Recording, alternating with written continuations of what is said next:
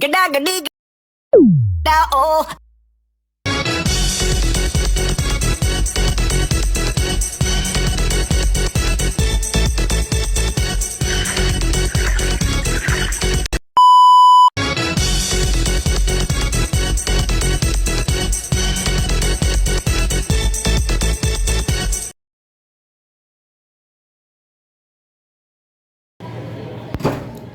Assalamualaikum warahmatullahi wabarakatuh. Perkenalkan, nama saya Gita Karsel Fadina Putri dari kelas 12 F21.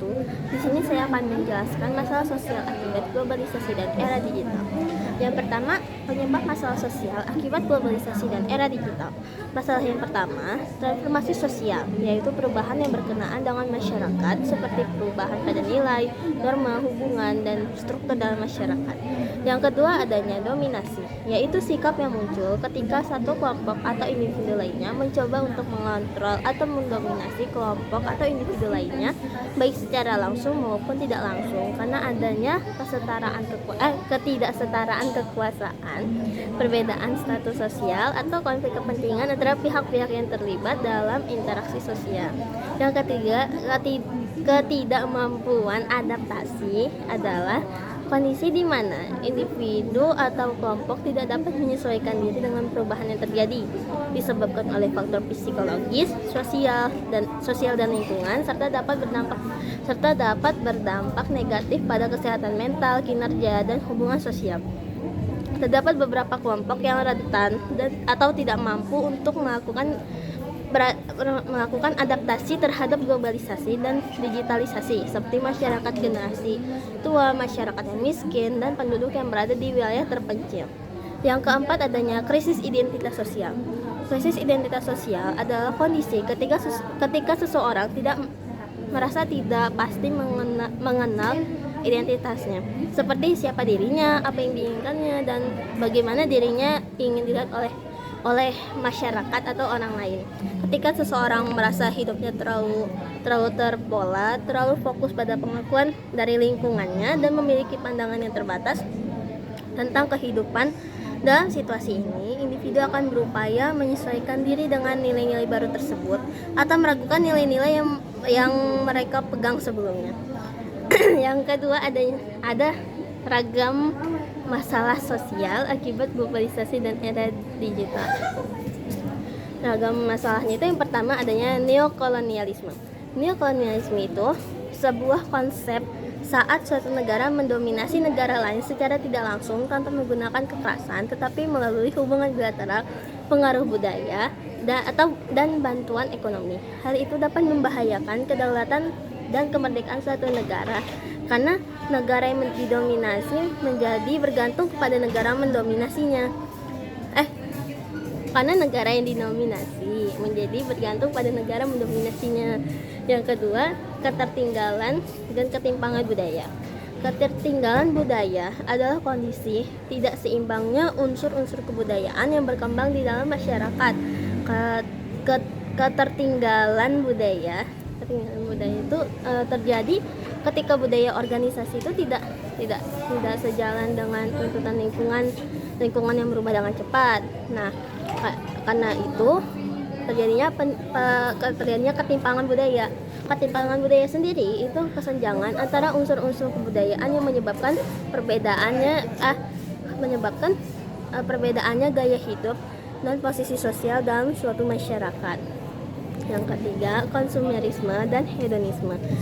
Hedonisme itu diartikan sebagai pandangan hidup yang beranggapan bahwa kesenangan dan kenikmatan materi adalah tujuan dalam hidup. Sementara konsumerisme itu suatu pola hidup yang mendorong individu untuk melakukan proses konsumsi secara berlebihan atau menganggap bahwa barang-barang mewah itu sebagai tolak ukur kesuksesan seseorang, di mana ketika orang itu mempunyai suatu barang mewah, mereka tuh akan merasa berada di status sosial yang tinggi. Dan yang keempat itu adanya kerusakan lingkungan. Kerusakan lingkungan sendiri ini bisa terjadi karena adanya kegiatan ekonomi perusahaan dengan cara ekspansif atau eksploitatif, sehingga mengabaikan dampak yang ditimbulkan dari dampak yang dari dampak dari dampak yang muncul termasuk permasalahan lingkungannya seperti pencemaran tanah, air, udara, suara, kerusakan hutan, pantai, pegunungan, dan tanaman. Situasi tersebut menyebabkan kemajuan ekonomi sekaligus meningkatnya ketimpangan sosial ekonomi serta merusak sumber daya alam dan lingkungan hidup. Yang kelima, adanya kejahatan cyber. Teknologi itu tidak hanya mempermudah hidup.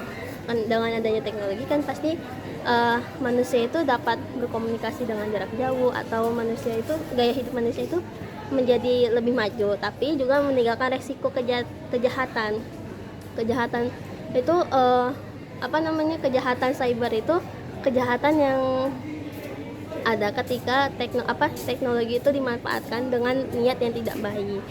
Contohnya itu kayak pencurian data, penyebaran malware, cyberbullying, dan lain sebagainya. Terus yang ketiga itu solusi mengatasi masalah sosial akibat globalisasi dan era digital. Cara mengatasinya itu yang pertama ada nasionalisme. Nasionalisme itu sendiri adalah ekspresi dari cinta terhadap tanah air yang melibatkan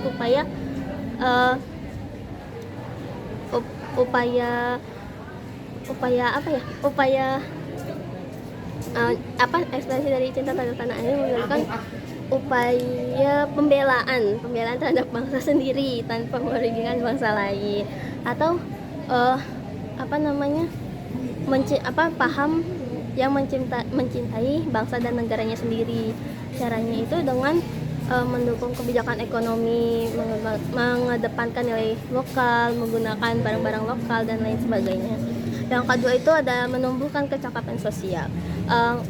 Kecakapan sosial itu sendiri itu kemampuan menjalin kerjasama dengan orang-orang dari latar belakang yang berbeda, serta memiliki empati dan kepedulian sosial terhadap sesama menjadi kunci dalam menghadapi tantangan global.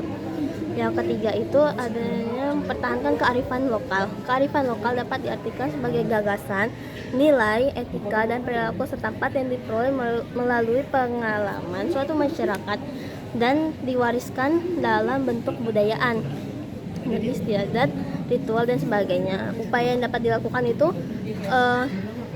melalui sosialisasi nilai-nilai kearifan lokal melalui proses pembentukan karakter bangsa. Yang keempat itu adanya menjaga kelestarian lingkungan.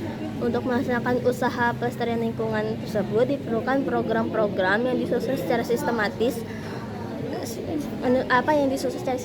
seperti mengolah tanah sesuai dengan kondisinya atau kapasitas lahannya, melakukan pengolahan khusus terhadap limbah pabrik, melakukan penanaman kembali, menciptakan dan menggunakan barang-barang yang ramah lingkungan, dan melakukan pengawasan dan evaluasi terhadap pengusaha agar tidak melakukan eksploitasi secara besar-besaran. Yang kelima, yang terakhir itu membangun kewirausahaan sosial. Kewirausahaan sosial tersebut merupakan perkembangan dari konsep kewirausahaan yang digabungkan dengan nilai-nilai kepedulian dan misi sosial dalam praktik kegiatannya. Orang yang memiliki kewirausahaan itu dapat menjadi agen perubahan yang berkemampuan untuk mewujudkan cita-cita dan memperbaiki nilai sosialnya, dan dapat menemukan peluang untuk melakukan perubahan yang lebih baik. Yang keenam itu tadi bukan terakhir. Yang keenam, memelihara kesehatan fisik dan mental. Karena karena banyaknya teknologi kan ada dampak negatif dan dampak positif dan dampak negatif. Jika kita tidak menggunakannya secara bijak, itu akan lebih banyak berdampak negatif. Nah, di sini pentingnya membatasi penggunaan teknologi tersebut agar tidak berlebihan dan menjaga kesehatan fisik dan mental dengan cara mengatur waktu penggunaan,